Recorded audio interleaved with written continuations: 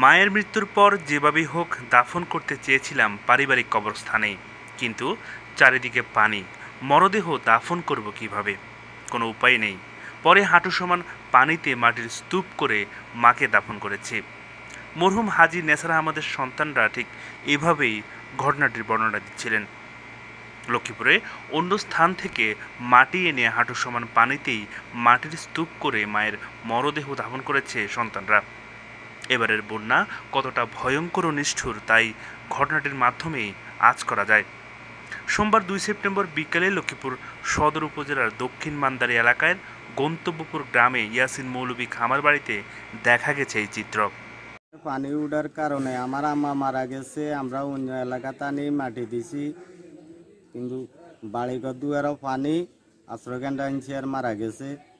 আমি অন্য কবরস্থানও উঁচু এক জায়গা পাইছি আর আনি দিছি অন্য এলাকায়। আমার যেটি মারা যাওয়ার কারণে আমরা আমাদের এলাকা ছাড়ি অন্য এলাকা আনি মাটি দিছি।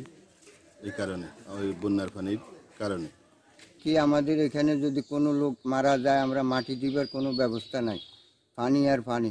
কেউ মারা গেলে আপনার এই আগলা মাটি আনি পানি নিচে তো মাটি লইয়া মাটি দেওয়ান লাগে, বহুত কষ্ট।